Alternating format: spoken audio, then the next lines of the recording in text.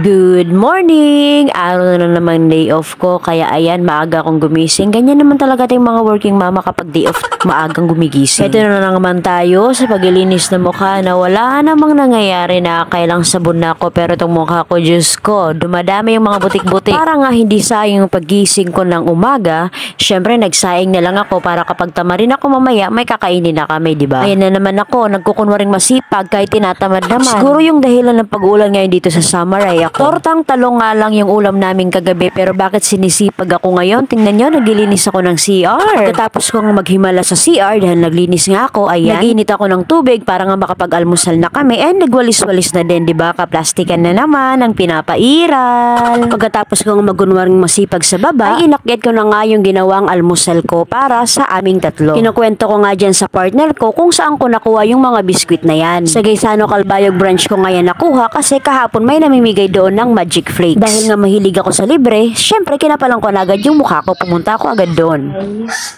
kakain muna kami bago ako dito maglinis sa taas. Kasi nga hindi pa ako nakakapag-libre.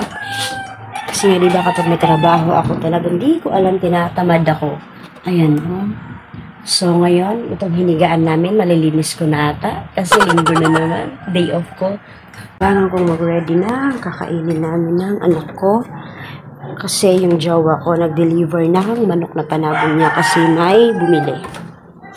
Ganun dapat. Dapat madami kang pinapasokong extra income kasi napakahirap ng buhay, di ba? Ito yung microwave namin at saka rice cooker na din.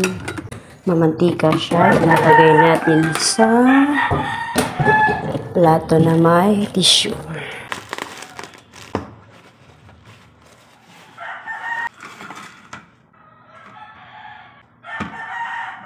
Ito na nga yung almusal namin. Actually, nag-Milo na nga kami pero parang bitin. Kaya kakain kami ng kanin kasi nga may natirang ulam pa kagabi. Di yung iinuming gamot ng anak namin.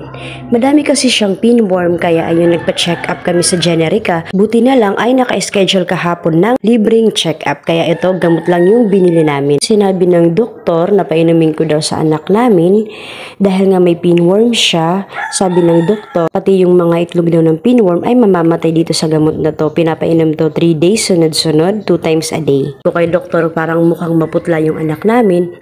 Kaya pinapabili niya ako ng multivitamins with iron. Sabi niya nga rin, dahil maputla yung anak namin dahil nga sa mga bulati niya. Naman yung gamot na binili ko, or ay vitamins pala to, gamot naman yun, di ba?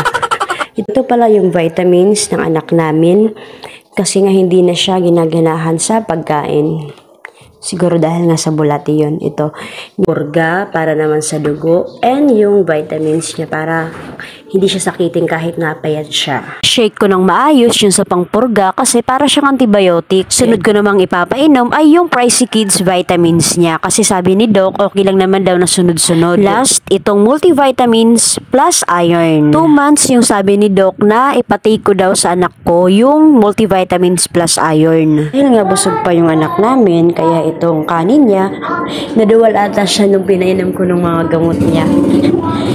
Dahil nga busog pa daw siya, ilalagay ko muna ito sa ref namin.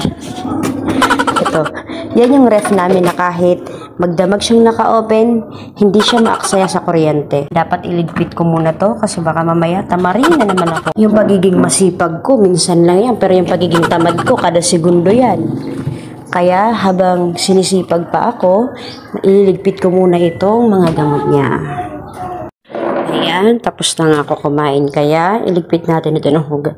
Iligpit natin itong hugasan, tapos hintayin natin na matambak. Kasi diba, gano'n naman talaga tayo. Hindi tayo naghuhugas habang may plato pa. Diba walang space? Kasya yan. Kasya yan. Hindi pwedeng hindi siyang magkasya. Kasi kukunin siya ng aso. Ayan, o diba? Kasya siya. Pagkatapos kong magkunwaring masipag sa baba, syempre, sa taas naman ako magkukunwari. Ewan ko ba? Tatlo pa lang kami sa bahay, pero bakit marami laging ligpitin? Siguro, dahil hindi naman sa lahat ng oras ay masisipag tayong mga nanay. Lalo na yung mga kapwa nanay ko dyan, na katulad ko may anxiety attack, na kahit maliit na problema lang, ay napapalaki namin sa isip namin kasi madami kasing masamang umapasok sa mga isip namin. Pero dahil nga mabait ang Panginoon, ay tinutulungan niya kaming may mga anxiety kung paano ito ito malalabanan. Pinalilibutan niya kami ng mga tao na magaganda yung pakikitungo sa amin o totoo sa amin at mga nagmamahal sa amin ng tunay. Ayan, tatapusin ko ng video na to kasi baka saan pa mapunta itong topic natin. Bye-bye! Salamat sa panonood!